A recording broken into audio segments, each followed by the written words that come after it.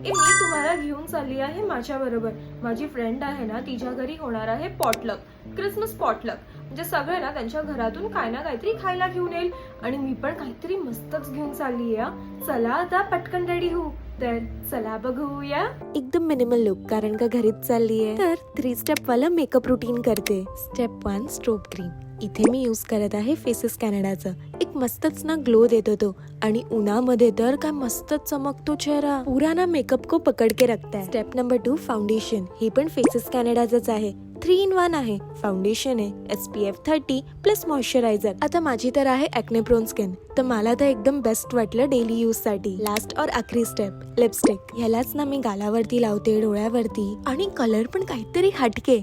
असा वाला कलर ना माझ्याकडे नाहीये, आणि पहिल्यांदा मी असं रेड लिप्स करते. मतलब थोडस फेस्टिव्ह लुक आहे ना. मी तर रेडी झाली आहे, आणि मम्मा मला पॉटलक साठी बनवून देत आहे तिचं स्पेशल मिक्स व्हेज पुलाव, जे सर्वांना आवडतं.